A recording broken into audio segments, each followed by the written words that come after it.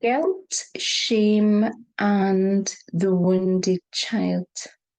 In today's session, I'm going to talk about guilt, wounding, shame, and the wounded child, and how that can actually also, impact different areas in life, including being the wounded healer. My name is Eileen Burns. I'm a soul empowerment coach, a healer, a therapist, and a spiritual business strategist. And today I'm going to explore aspects of the wounded child in relation to particularly guilt and shame, and how that can show up in really unhealthy patterns in our life, our health, our relationships, and our work. Now, the wounded child is what we class as one of the aspects of the main survival archetypes. And the wounded child is also related to one of the core wounds, that is guilt.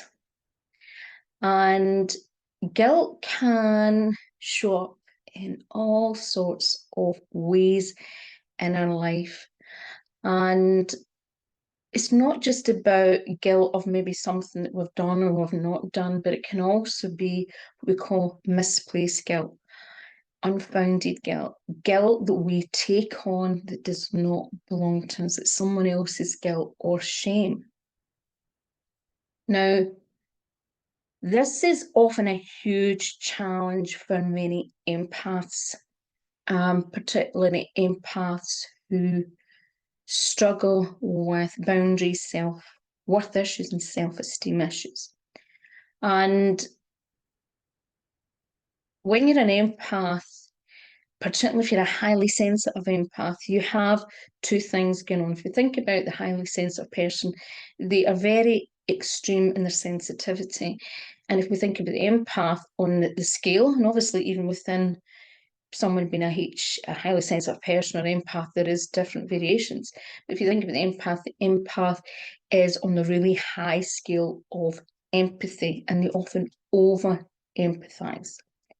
So one of the challenges that many empaths, for example, have is they have this misplaced guilt where they tend to feel guilty of when other people are suffering, or they feel guilty when something else has happened, and even if they're not responsible, it may be somebody that's around them or they know them, they can have these challenges and underlying unhealthy, distorted patterns that keeps them stuck and can trigger certain emotional patterns in wounding.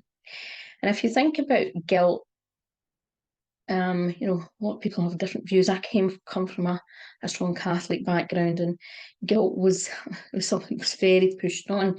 I have to be honest, for me, I had a lot of distortions around guilt. So, and I remember it wasn't probably to later on in my life, as I became an adult, I think my parents started to realise there was some, they started to become more aware of this misplace, because I would feel really responsible and get really over emotional about other things that was not my responsibility.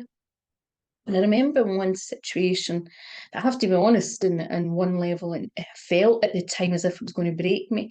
And compared to all the other things that I dealt with in my life, for some reason, this situation really impacted me mentally, emotionally, physically on some level, spiritually, because I had a distorted perspective about it. But I worked for a charity organisation, and even though the foundation of the charity and the purpose of the charity was well-meaning, they started to do a lot of things that ethically was just so against everything that my integrity stood for, that I was at a situation in my life where there was a lot going on. So I probably was not as strong and feeling empowered to make decisions that I normally would.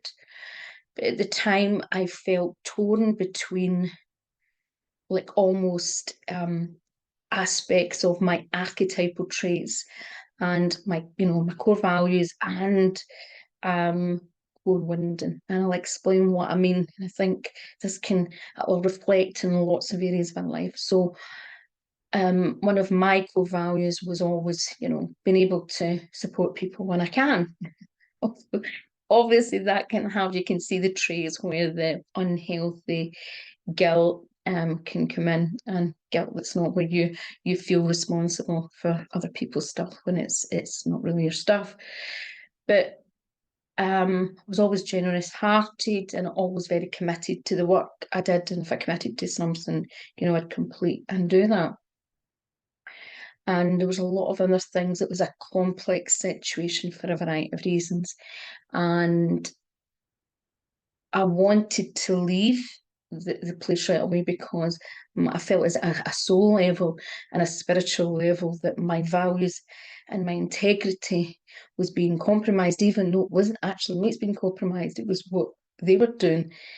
But for a variety of reasons, I was scared that my reputation would go down with this for a lot of reasons that was not, again, not my responsibility, but a few things that they had done to, how could you say, make someone the scapegoat. And it wasn't till a few things happened in the situation and later that I could see things through a different lens. And it wasn't also till I started to recognise, and I think other people recognised, that I had this absolute unfounded guilt about things that were not meant to carry. Did I start to look at things in a different way? Now, there can be lots of layers to that. But if we think about situations where I've met, for example, I had one client who would be the scapegoat for situations that would happen in her work environment, even though she didn't do it. And that is an example of where someone actually will be willing to take they go and kind of sacrifice themselves because she just couldn't feel the uncomfortableness of what was going to happen to other people and what was going to happen to do with that situation or these situations. So she explained, and remember, in a workshop, which was quite eye-opening to me, how much that when someone did wrong, and no matter how bad it was, and she would actually take the blame and say it was her. Now, there were some extreme situations which were so extreme that, it was mind-blowing what she was willing to sacrifice herself for. But the reality is guilt can come in all forms, and it can come, if we think about the child, these core wounds start in childhood. And although there is core wounds that can kind of come in adulthood, most core wounds start in childhood because that's where the programming starts. And they tend to be, if it's other trauma in adulthood, it's usually related to the child wounds because we all have all of the core wounds at a young age. But obviously some are more stronger than others. But if you think about what guilt and shame is, someone with very strong guilt wounding will have low self-worth, self-esteem issues, and have this, it's almost because of that, and obviously they have a lot of shame about things that are quite extreme. I know for me, shame has been a big one for me in relation to my health and well-being. And interestingly, what did I do? I attracted a lot of healers and therapists who would gaslight me. Even doctors gaslight me and shame me, and people would say things because I was, basically vibrating at that frequency of shame. Now, there's certain areas of my life that I think I feel enough, but there is certain areas like every one of us have elements where we don't feel enough. And core wounds are all linked to that, not feeling enough. But when guilt comes in, it's, it's very it can be, really very hard on yourself. The perfectionists come in, you don't, it's almost like the good girl, good this, the good that, there almost has to be that you set certain high rules and certain expectations of yourself, or there's a lot of self-loathing. Now, there's lots of core wounds, but I'm talking about the guilt wound today and in relation to the wounded child.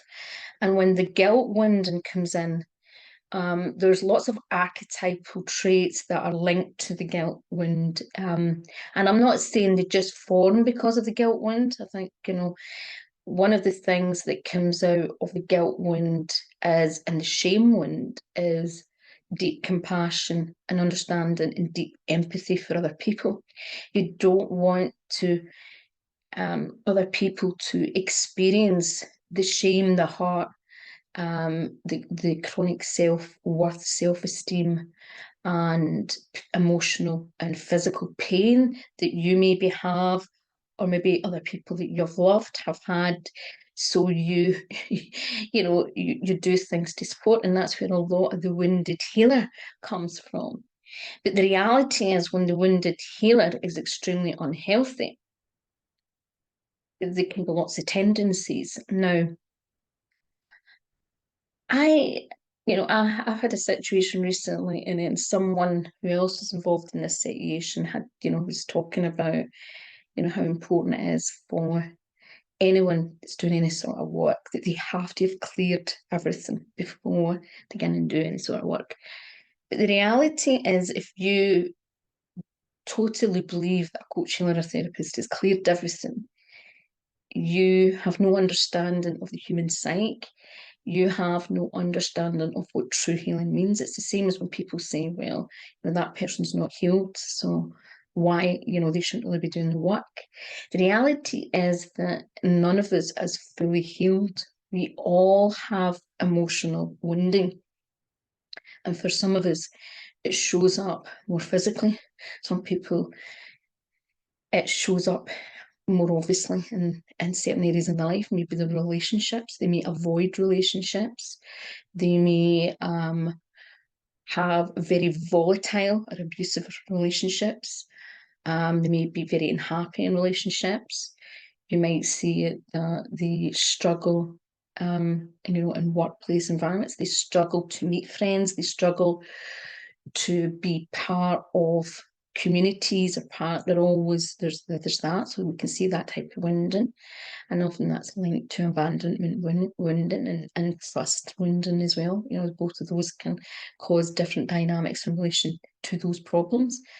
And there's also things like sovereignty wounding, which can also be linked to some of these other wounds as well. And when we lack sovereignty, we see this playing out at the moment, where a collective, I think, it's probably, I've not really started to fully understand what sovereignty started to mean in the last 10 or so years of my life, for a wee bit longer than that. I started to really, sometimes we can hear something, but understand at a conscious level and really experience it.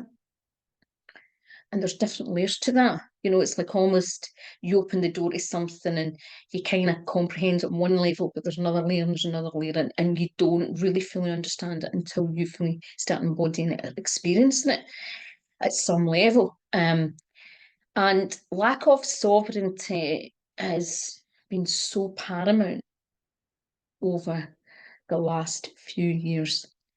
And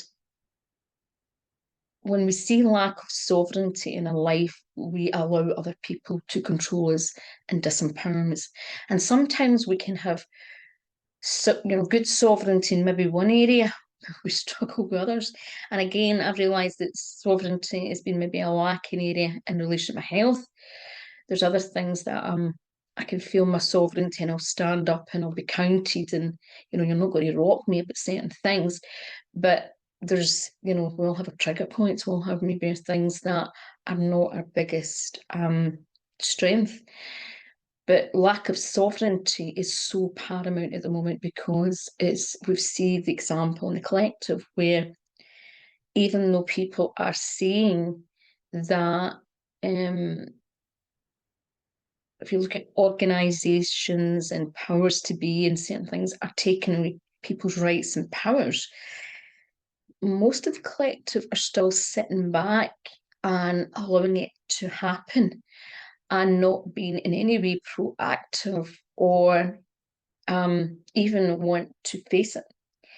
And, they're in avoidance, and there's lots of things that can be linked to sovereignty. But going back to shame, when we get embroiled in shame, we continue to allow shame to basically pull us down.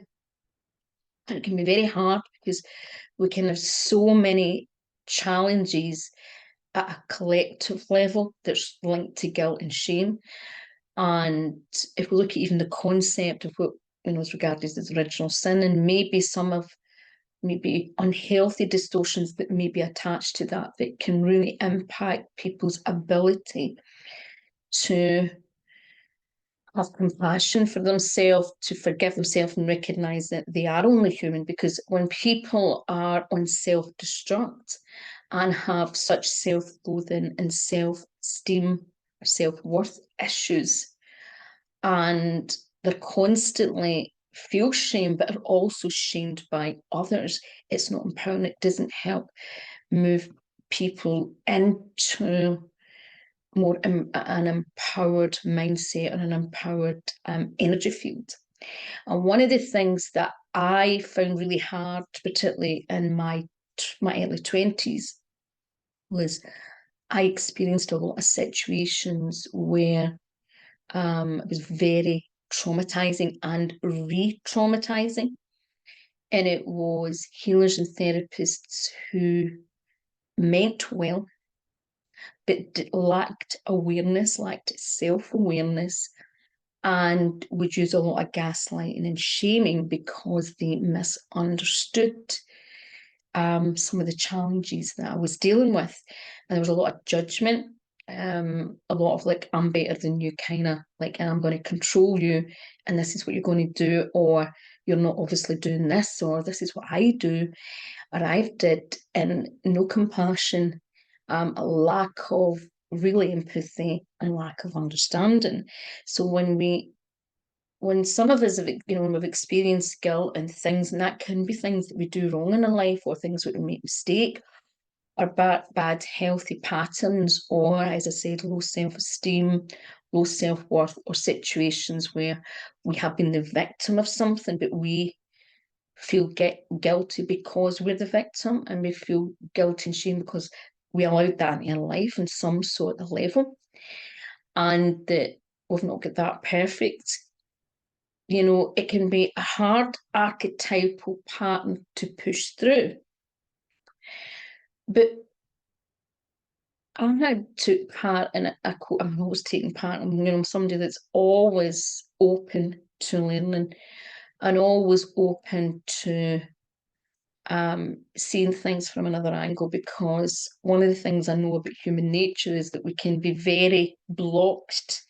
We all have our blind spots, and we often only see the world and things through a certain lens, and there's 110,000 million different lenses out there.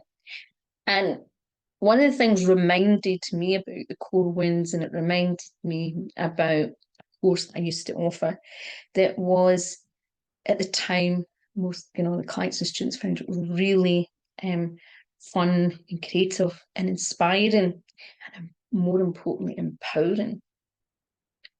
And I've sold this as an actual then self-study course for many years, but it is a really older one of my courses. So, the content, it's not as maybe probably as polished looking as some content now.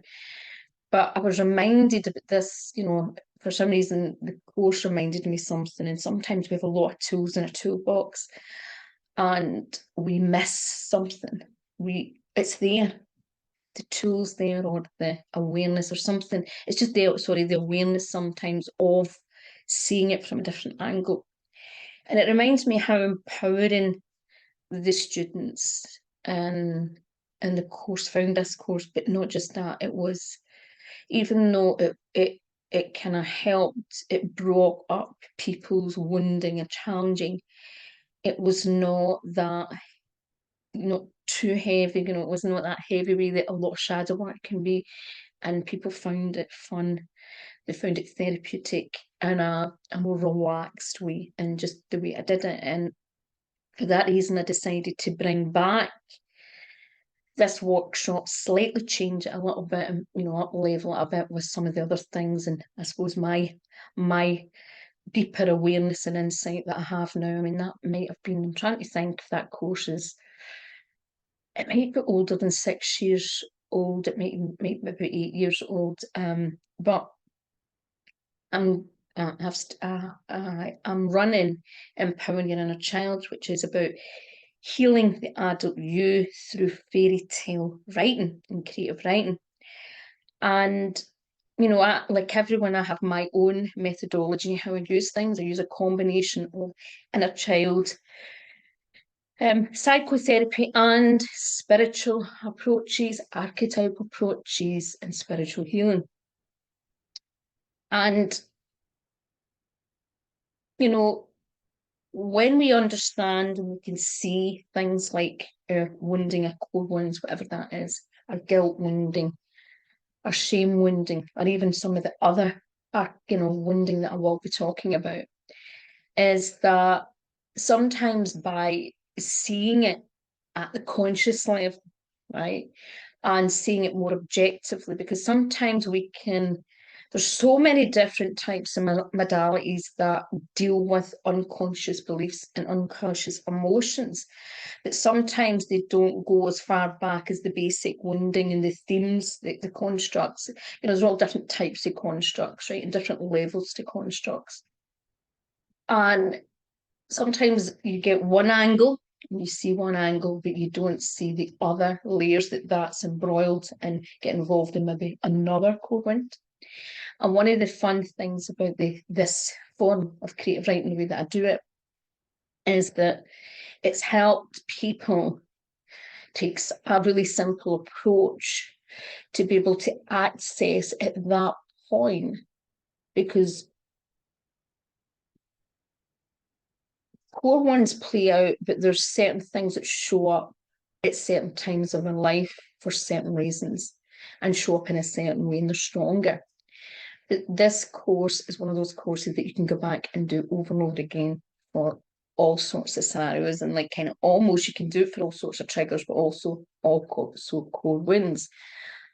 And when we see things from a different level of consciousness, first of all, it's like almost when you see things from a higher perspective, when you can look down and see all the constructs and patterns in your life, and see the repeated patterns, and see a theme, and see it from not just the egoic perspective, the human perspective, we can actually see it from a more spiritual, empowering perspective, where you actually see the gifts in that situation.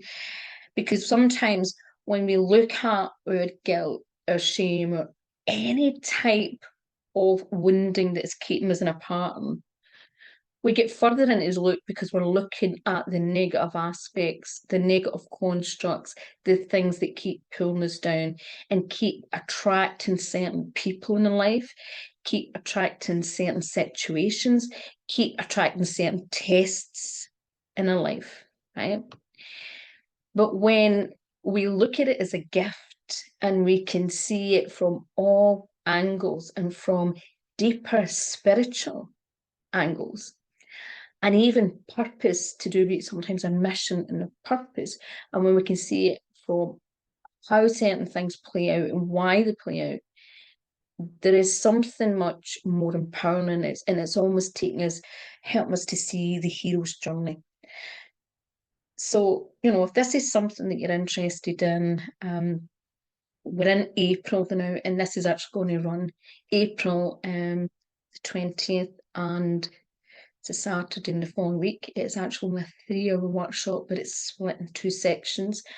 And with each live session, then you have some work, basically some light-hearted work to do between, you know, the first week and the next week. And it's all about then help you create a more empowering narrative and looking at, you know, things from a fresh, more wiser and a higher perspective, and how we can shift out of those old core wins. So it would be great to see you join me in this course, and this course will obviously be available as a self-study course after the live runs. But just remember, you know, guilt wounding and shame wounding is one of the mere core wins, and it is not something that has to completely grip over your life. I know the guilt one of a lot of things, a lot of this imploding, and it was like imploding in constant guilt, that to a really extreme level. It's definitely really subsided in my life to a different degree, and I'm not saying there's other things that have creeped up in relation to some other wounding that sometimes can be interlinked.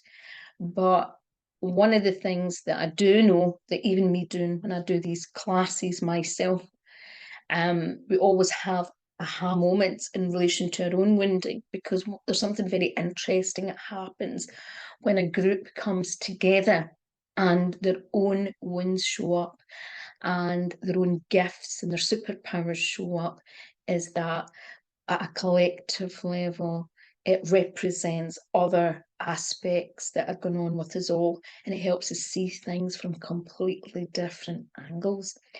And when you bring a group together, everyone gets to be able to share. It's like almost different. If you can imagine, it's like a all these mirrors and all these different angles, and opens us up to that higher and wider perspective. And it's always remembering that our wounding was there at one point to protect us at some level, you know. And,